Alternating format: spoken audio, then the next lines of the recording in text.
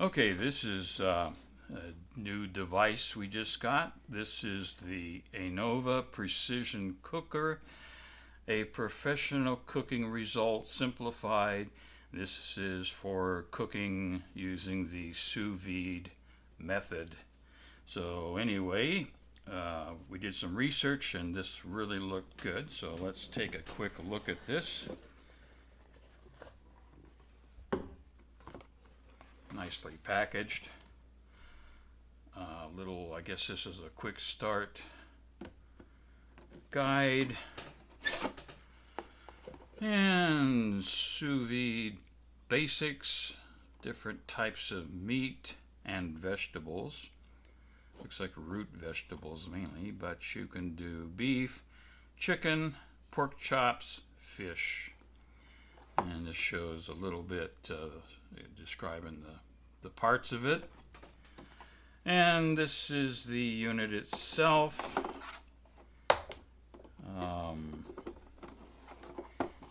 Pull it out of the box here.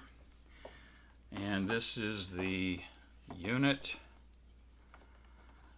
Inside here there is a heating element. And at the bottom there's like a little impeller or propeller that constantly spins. But when you immerse this in somewhere between the maximum and minimum line, and you turn it on, and this has, when this is plugged in, this will have all the controls up here. We'll show you that a bit later. And this is the clamp, which fits on here. And this is where you can clamp it to the side of maybe a large cooking pot filled with water. Basically, this heats the water up and keeps it at a nearly constant temperature for your cooking. So that's our unboxing of this new sous vide cooking precision cooker by Anova. So cooking in the sous vide method means a constant temperature, relatively low temperature. I don't think I've seen too many recipes where the temperature of the water exceeds about 170, 175. But I think the key is to have a good constant temperature. And so in this unit here, this Anova Precision Cooker, the heating element is in here, and down at the end there's the little propeller or impeller which circulates and turns, keeping the water nicely circulated. And you may not be able to make it here, but you have a line here for the maximum amount of water, and here is the minimum amount. Now, they give you a clamp, so you can clamp this on the inside edge of a pot as your water bath. But you lose water out of the top and the sides. It's not really insulated or anything else. I've even seen where they make little, I'm not sure what they're made out of, some kind of plastic or perhaps styrofoam, little balls that you use to float on top of the water in your pot. I guess the idea is to insulate it and keep from losing a lot of water from evaporation by simply using an open pot or plastic container. They make plastic containers. But again, the idea is to keep the water at a constant temperature, and you don't want to lose water due to evaporation. So an idea that I came up with was cooler cooking. Now, I went out and bought, this is a little 10 quart little cooler, and this is insulated. And so what I'm going to do, using a hole saw, and this is a 2 3/8 inch hole saw. You don't want to go any bigger, and I'll show you why. If you measure this part here, this stainless steel part and the plastic part here, this actually measures 2 3/8 inches. in diameter. And then this part up here, there's like a little lip here, and this is a larger diameter. So using a hole saw, again, that is 2 3/8 inches, no bigger, no smaller, that allows this to fit down in through your hole that I'll be drilling into the top of my cooler here, probably someplace over here. So that will allow the precision cooker to go down in through here into the water. And because this is insulated, the top will seal down here nicely. And the water's not that hot anyway. This will keep it kind of like an enclosed system. There's probably going to be a minimum heat loss and a minimum of water loss or evaporation because this thing is all closed in.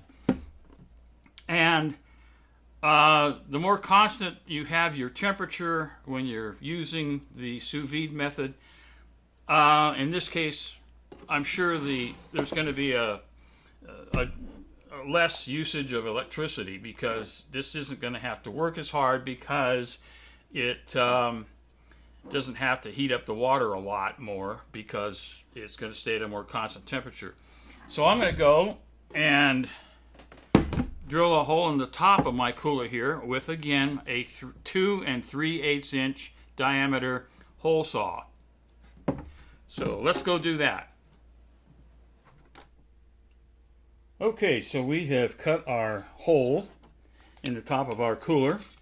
And again, it's a 2 3/8 inch diameter hole. No bigger, no smaller. And that allows this portion of our Anova Precision Cooker to slide down right in through the hole.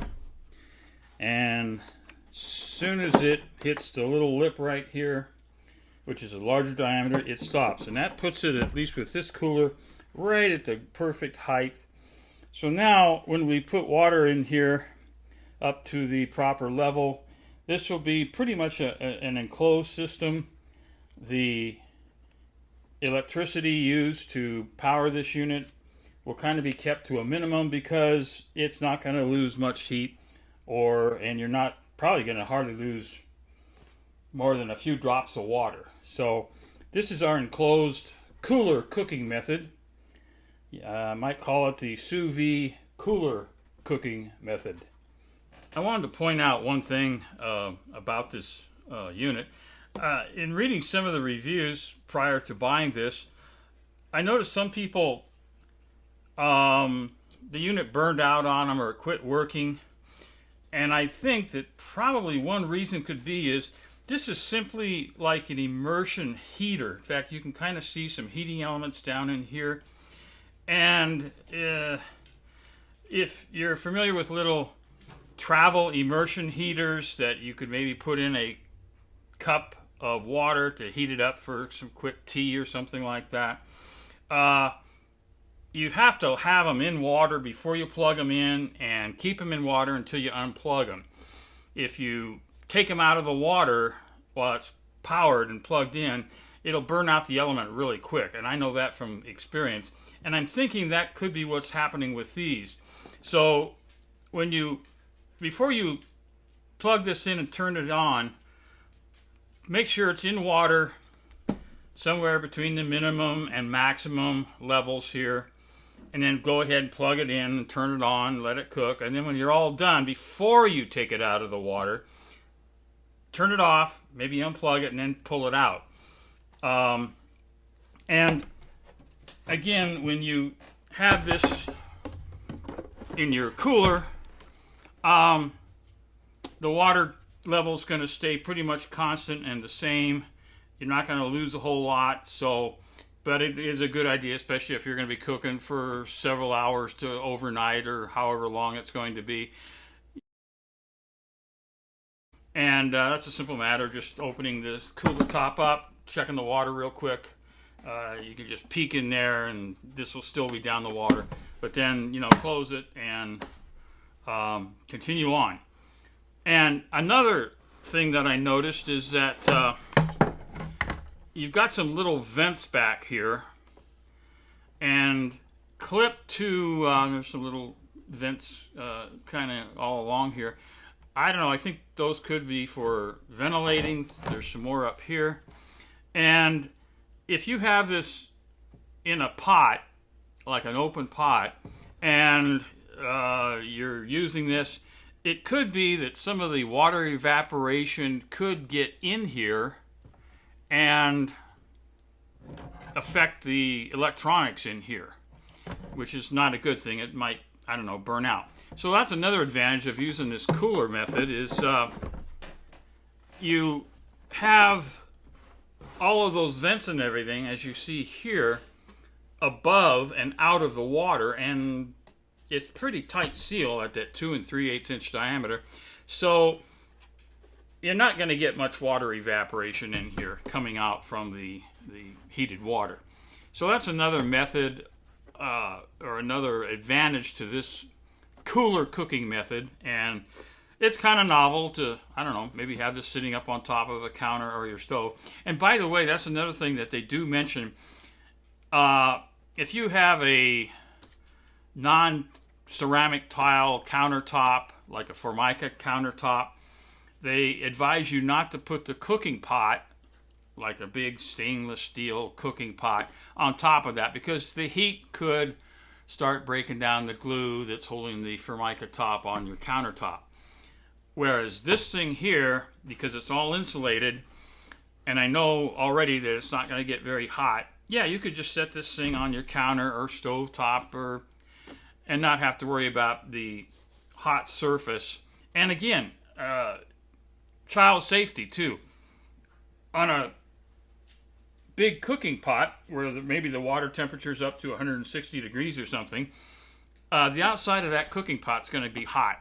So you don't want little kids coming up, putting their hands on it, and possibly burning themselves on the sides of the cooking pot. This cooling method here, and I've already tried it, it gets a little warm, but not hot where it's going to burn you or burn the kids or anything. So that's another kind of a safety advantage to this.